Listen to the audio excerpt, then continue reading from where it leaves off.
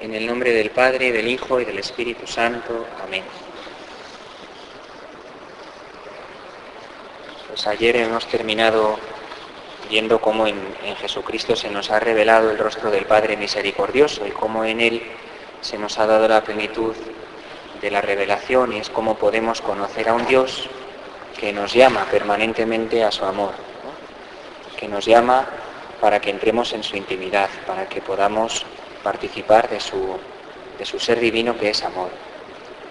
Y cómo a veces nosotros podemos caer en la tentación o en la equivocación de deformar el verdadero ser de Dios, que Jesús nos ha dado a conocer, pero nosotros podemos deformarlo pensando que es un Dios soberbio, que es un Dios justo a la manera en que los hombres entendemos la justicia, como dar a cada uno lo suyo, o que es un Dios poderoso a la manera del mundo de hacer lo que Él quiera porque es quien manda. Todas esas imágenes son deformaciones que podemos nosotros añadir sobre el verdadero ser de Dios y así no conocerle correctamente. Hay además otra objeción de nuestra parte a la misericordia de Dios, en la que podemos caer porque pertenece a la mentalidad del mundo de hoy en el que estamos. Y esta objeción es directamente contra la misericordia. La mentalidad de hoy, del mundo en que vivimos, pues se opone a la misericordia y al Dios de la misericordia, y además tiende a quitar de la vida de cada hombre y del corazón humano la idea de la misericordia.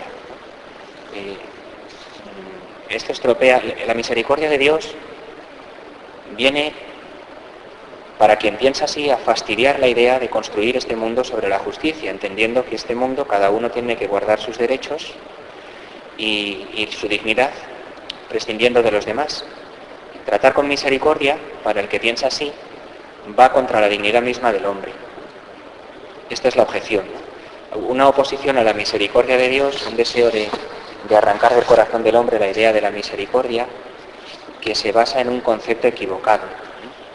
que está fundado en un concepto equivocado. Si nos colocamos en la postura real en la que vivimos hoy, pues vemos como normalmente los hombres todos, los cristianos incluidos, porque esto lo tenemos también nosotros metido, pues como el hombre se siente hoy día como nunca dueño del mundo, porque hay muchos progresos técnicos, porque hay muchos progresos sociales, los adelantos de la ciencia. Nunca el ser humano se ha sentido tan dueño de la tierra pues como después del siglo XX, con todos sus avances tecnológicos, ¿no? Y científicos. En el pasado parece que el ser humano estaba un poco más expuesto a las necesidades y a los contratiempos de la naturaleza y de la historia, y no dominaba tanto, pero ahora parece que sí, ¿no? El dominio que tiene el hombre sobre la tierra parece que no deja espacio a la misericordia. En el fondo hay cierta soberbia, ¿no? Como el que dice: aquí no necesitamos misericordia. Podemos dar a cada uno lo suyo porque tenemos todo el poder y ya está todo arreglado. Esta postura, un poco exagerada si queréis, es una postura real. En el mundo de hoy existe. Sin embargo, si reflexionamos, pues nos damos cuenta enseguida de que no es verdad que el hombre sea tan dueño de la tierra, ¿no? Eso es lo primero, ¿no? Aun cuando tenemos tantos medios para transformar el futuro, sin embargo, seguimos viviendo en una inseguridad radical de nosotros mismos. Toda la riqueza, todo el progreso puede servirnos verdaderamente para progresar o puede ser una amenaza contra nosotros mismos. Vivimos sostenidos por un miedo en el que a lo mejor no caemos cuando no lo pensamos, porque todo este progreso humano que hemos conocido en los últimos siglos, el ser humano lo puede utilizar para hacer mucho bien, pero también para la destrucción. Y esto, por desgracia, lo tenemos a la orden del día y muy cerca nuestro. No tenemos que irnos a otros países o a otras sociedades, y lo conocemos de primera mano cada día en los telediarios. El hombre moderno, dice el concilio, que es a la vez poderoso y débil, que es a la vez capaz de lo mejor y de lo peor, ¿no? Y esto lo palpamos en tantas cosas, ¿no? El hombre es capaz de ambas cosas. Y hoy día pues nos amenaza como nunca la destrucción, ¿no? La amenaza de una destrucción atómica, la amenaza contra la dignidad del ser humano desde el inicio de su vida, en la concepción en el seno materno, la amenaza de las guerras, la amenaza del terrorismo, las injusticias sociales, la pobreza, la marginación. El progreso es enorme y sin embargo parece que las diferencias entre pobres y ricos son cada vez mayores y la amenaza es proporcional. Por tanto, hay un camino para optar que está abierto entre la libertad y la esclavitud, ¿no? Entre el progreso y el retroceso, ¿no? Entonces, nosotros como Iglesia, ya no solamente el Papa, los obispos o el magisterio, sino toda la Iglesia, todos nosotros los cristianos, ¿cuál debe ser nuestra postura, ¿no? Pues una postura doble. Primero, esas amenazas hay que denunciarlas, esas injusticias, esos peligros. El Papa Francisco, el Papa Benedicto, el Papa Juan Pablo II, todos los papas siempre han denunciado las injusticias sociales. La Iglesia siempre lo ha hecho en su magisterio, pero no basta con denunciarlo. Al mismo tiempo, hay que mirar las cosas a la luz de la fe, con dos condiciones, ¿no? A la luz de la fe, ver lo que está ocurriendo y después tomar las medidas que correspondan, según la fe. No quedarnos de brazos cruzados, no basta con decir qué mal están las cosas, ¿no? O esto Dios no lo quiere, ¿no? No basta, ¿no? El mundo necesita que colaboremos como cristianos, como otro Cristo que estamos llamados a ser, como Iglesia, pues no solo denunciar y examinar las cosas a la luz de la fe, sino colaborar también con nuestro servicio, con nuestra vida entregada, a poner en este mundo un poco más de amor. Y por ello, la necesidad absoluta de misericordia que este mundo tiene. Y como los cristianos somos privilegiados en el sentido de que la hemos conocido, la experimentamos y estamos llamados a darla a los demás. El Concilio Vaticano II, hablando de la santidad, dice que en todas las circunstancias diarias en que cada cristiano se halla y a través de esas circunstancias cada uno puede alcanzar la santidad a través de las circunstancias diarias, es decir, sin dar largas para que llegue una mejor ocasión, ¿no? Sino en el día a día que vivimos cada uno, en la sencillez de las cosas diarias, con tres condiciones. Primero, centrándonos donde nos encontramos, ¿no? Es decir, la vida que cada día tenemos que vivir, pues no hace falta que vayamos a países lejanos, no hace falta, Dios quizá nosotros no nos pide que luchemos de una manera más activa contra el terrorismo, Él nos pide que nos centremos en la realidad concreta que tenemos cada día,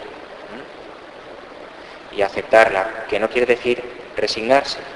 Aceptación desde Dios significa una acogida en la fe de la situación en la que estoy, confiado en que Dios dispone todo para nuestro bien y que de todo Dios puede sacar un bien si le dejamos hacer, ¿no? Segundo paso, pues colaborar con la voluntad de Dios, es decir, ¿qué tengo que hacer? En mis cosas diarias, ¿cómo soy yo testigo de misericordia? ¿Cómo puedo colaborar con la voluntad de Dios para poner un poco más de amor allí donde me encuentro?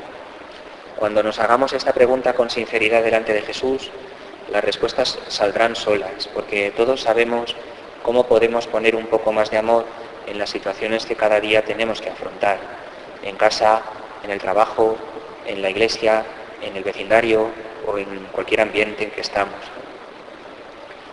Segundo paso, colaborar con la voluntad de Dios. ¿Qué debo hacer? ¿Qué puedo hacer? Y tercero, pues colaborando con la voluntad de Dios, manifestar con toda nuestra vida el amor con que Dios ama al mundo. Es decir, dejar que sea Jesús el que viva en nosotros, ¿no? Jesús, ¿tú qué harías si fueras yo? Actuar tomando la decisión que tengamos que tomar, pero vivida con amor, vivida en caridad. Pues estos tres pasos los veremos un poco más adelante, ¿no? Pero es eso, ¿no? Aceptar la realidad en que me ha tocado vivir, en ella ver qué es lo que Dios me está pidiendo que haga y después actuar con el mayor amor posible, ¿no? Y de este modo somos testigos y cauces de la misericordia de Dios en el mundo que está tan necesitado de ella. Bueno, este mundo, pues es verdad, pues hay en él un gran rechazo de la misericordia. Se apoya en el dominio que tiene sobre las cosas, sobre la tierra, sobre la creación, y no acepta la misericordia. La Iglesia lo que hace es denunciar que esa seguridad que el hombre cree tener no es verdadera, que es falsa, que vivimos muy amenazados, muy expuestos, muy inseguros, que las cosas de este mundo pasan, que no hay seguridades definitivas en este mundo, sino que están solo en Dios. A la luz de la fe, ver la situación y ver qué es lo que tenemos que hacer. Si este mundo está amenazado, indudablemente está necesitado de misericordia, porque la misericordia de Dios se manifiesta especialmente cuando el hombre sufre, cuando está amenazado. Y eso ocurre, por desgracia, quizá en este tiempo en que vivimos más que nunca. Ahora que vemos que hay una amenaza al núcleo mismo de la existencia del ser humano, pues cuando más tenemos que levantar la mirada a la misericordia de Dios.